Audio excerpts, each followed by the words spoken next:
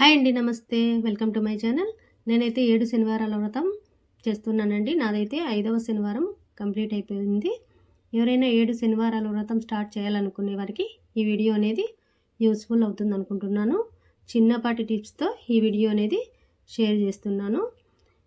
పిండి దీపాలు పగులు రాకుండా ఏ విధంగా చేయాలి, ఆ తర్వాత శ్రీ వెంకటేశ్వర స్వామికి ఇష్టమైన నైవేద్యాలు ఏంటి, అవన్నీ ఈ వీడియోలో అనేది నేను షేర్ చేస్తున్నాను. మీరు కూడా ఒకసారి ఈ వీడియో ఎక్కడ స్క్రిప్ట్ చేయకుండా చూడాలనుకునే వాళ్ళు చూడండి.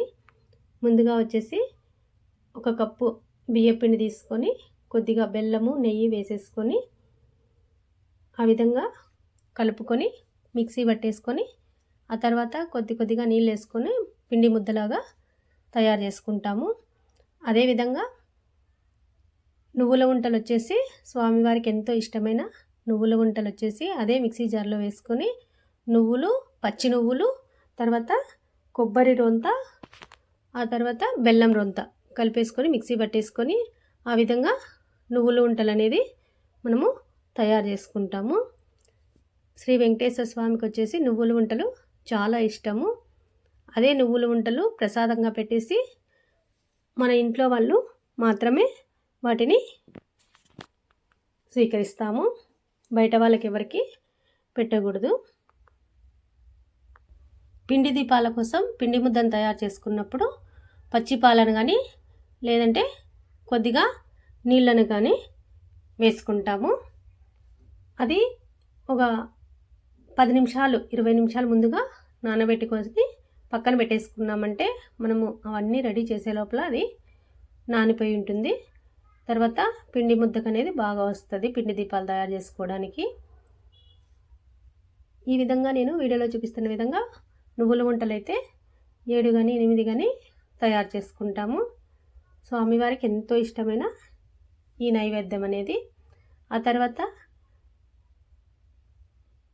వడపప్పు పానకం అనేది కూడా, వడపప్పు వచ్చేసి పెసరబాళ్ళు ఒక 10 నిమిషాల ముందు నానబెట్టేసుకుంటే సరిపోతుంది. పానకం కోసం వచ్చేసి బెల్లం అనేది కొద్దిగా నీళ్ళలో నానబెట్టేసుకుంటే ఆ తర్వాత యాలకుల పొడి కలిపేసుకుంటే అదే పెసరపప్పు పానకం అనేది రెడీ అయిపోతుంది. వాటిని కూడా స్వామివారికి ప్రసాదంగా పెడతాము.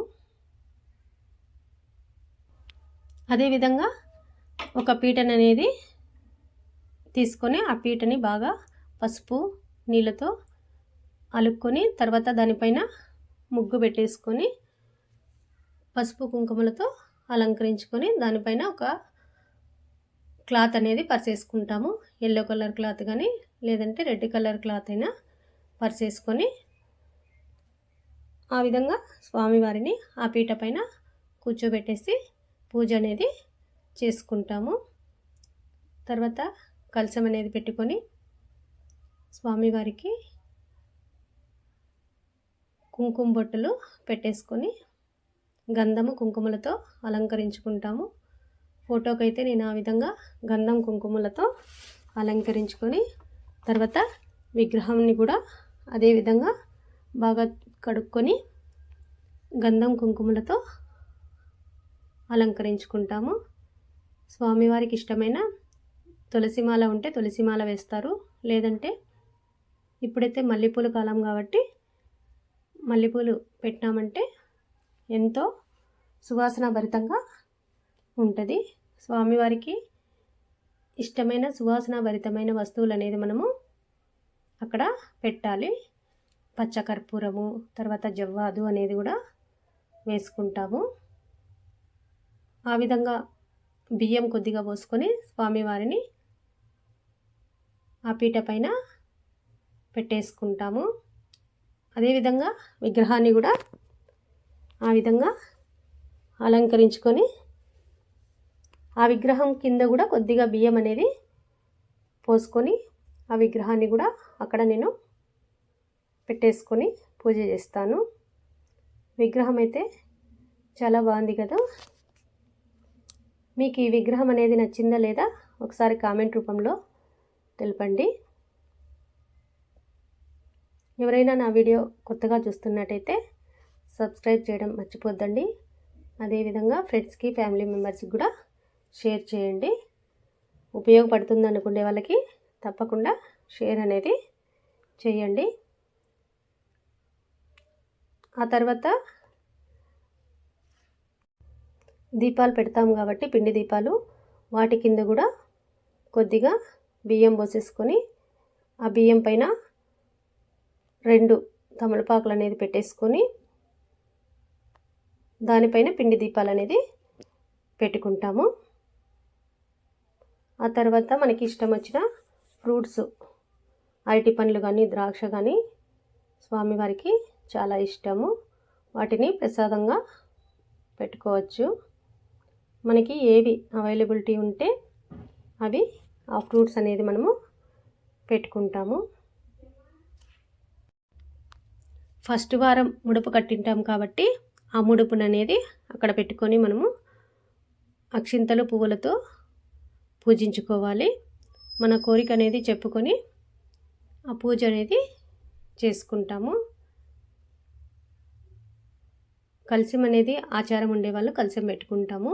మాకైతే కలశం ఆచారం ఉంది కాబట్టి కలశం అనేది కొద్దిగా ప్లేట్లో బియ్యం తీసుకొని ఆ బియ్యం పైన కలశం అనేది పెట్టుకొని టెంకాయ పెట్టుకుంటాము. కొద్దిమంది వచ్చేసి తమలపాకులు పెట్టుకుంటారు కలశంలో, కొద్దిమంది మామిడాకులు పెట్టుకుంటారు. నేనైతే మామిడాకులు అయితే పెట్టుకుంటున్నాను. ఆ విధంగా ఆకులకు కూడా గంధం కుంకుమలతో అలంకరించుకొని టెంకాయ అనేది పైన పెట్టుకొని ఆ టెంకాయని కూడా గంధం కుంకుమలతో అలంకరించుకుంటాము. ఆ విధంగా కలశం అనేది అక్కడ స్థాపించుకుంటాము. తర్వాత తులసిమాల ఉంటే స్వామివారికి ఎంతో ఇష్టమైన తులసిమాల వేయండి. గులాబీలు, పచ్చ పూలన్నీ కూడా స్వామివారికి చాలా ఇష్టమంట. పచ్చ కలర్ అంటేను పసుపు కలరు. 7 నువ్వులు ఉంటలు 7 పిండి దీపాలతో మనము స్వామివారికి పూజ చేసుకున్నాం అనుకోండి, ఆ నువ్వులు ఉంటలు ప్రసాదంగా పెట్టి మనము స్వీకరించినామనుకోండి, చాలా మంచి జరుగుతుంది. మనకి ఆయన అనుగ్రహం ఎప్పటికీ ఉంటుంది. మన ఇంట్లో ఈ పూజ చేసుకుంటే పాజిటివ్ ఎనర్జీ అనేది నేనైతే బాగా గమనించాను. ఇంట్లో కొట్లాట్లు కానీ గొడవలు కానీ ఏంటివి ఉండవండి. హ్యాపీగా ఈ పూజ అనేది ఎవరైనా స్టార్ట్ చేయాలనుకునే వాళ్ళు స్టార్ట్ చేయండి, ఏ భయము పెట్టుకోకుండా. ఆ తర్వాత పిండి దీపాల కోసం చిన్న చిన్న 7 ముద్దలుగా చేసుకున్నాను. ఆ ముద్దలను వచ్చేసి ఆ విధంగా పిండి దీపాలు నేను 7 దీపాలను అనేది తయారు చేసుకున్నాను. ఆ దీపాలకు వచ్చేసి గంధము కుంకుమలతో ఆ విధంగా నేను నామాలు అనేది ఎంతో అందంగా పెట్టేసుకున్నాను. అన్ని దీపాలకి ఆ విధంగా పెట్టేసుకొని మనము ఆ ఆకులపైన ఈ పిండి దీపాలు పెట్టేసి దాంట్లో నువ్వుల నూనె కానీ లేదంటే నెయ్యి కానీ వేసుకొని 2 ఒత్తులు కానీ లేదంటే 7 ఒత్తులు కానీ వేసుకొని దీపాలు అనేది వెలిగించుకుంటాము. ఒక్కోరు ఒక్కోలాగా చేసుకుంటారు. కొంతమంది 7 ఒత్తులు వేస్తారు, కొంతమంది 2 ఒత్తులు వేస్తారు. నేనైతే 2 ఒత్తులే వేస్తున్నాను, ఎందుకంటే చాలాసేపు వెలుగుతాయని చెప్పేసి. ఆ విధంగా తర్వాత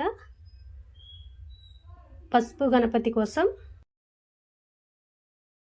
కొద్దిగా పసుపు వేసుకొని నీళ్ళు వేసుకొని ఆ విధంగా పసుపు గణపతిని తయారు చేసుకొని ఆకులో పెట్టేసుకొని కుంకుమ పెట్టేసుకొని తర్వాత స్వామివారికి ప్రసాదంగా బెల్లం ముక్క కానీ లేదంటే అరటి పండ్లు కానీ నైవేద్యంగా పెడతాము.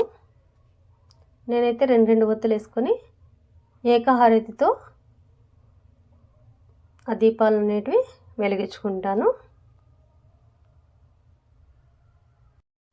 ఆ దీపాలు అనేది తొందరగా వెలగాలని అనుకుంటే కొద్దిగా కర్పూరం అనేది ఆ ఒత్తులకు అనేది అట్లా అనుకున్నామంటే తొందరగా వెలుగుతాయి.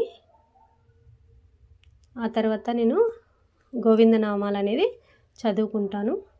కథ అంతా చెప్పడం నాకైతే టైం ఉండదు. అందుకని నేను గోవిందనామాలు మాత్రమే చదువుకొని పూజ అనేది ముగించుకుంటాను. టెంకాయ కొట్టేసుకొని హారతి ఇచ్చేసుకుంటాను. నేనైతే ఈ పూజ చేసినప్పటి నుంచి నాకైతే ఇంట్లో బాగా మంచిగా ఉంది. పాజిటివ్ వైబ్రేషన్స్ అనేది బాగా ఉన్నాయి. ఎంతో హ్యాపీ అనిపిస్తుంది నాకైతే ఆ రోజు పూజ చేయడం అంటేను. తొందరగానే లేచేసి 4 గంటలకే లేచేస్తాను. స్వామివారి పూజ అంటే చాలా ఇంట్రెస్ట్ వచ్చేస్తుంది. ఆ విధంగా నేను శనివారం పూజ అయితే చేసేసుకున్నాను. మీకు ఈ వీడియో నచ్చినట్టయితే లైక్ చేయండి, షేర్ చేయండి, సబ్స్క్రైబ్ చేయడం మర్చిపోవద్దండి. ఎవరికైనా ఉపయోగపడుతుంది అనుకునే వాళ్ళకి తప్పకుండా షేర్ అనేది చేయండి.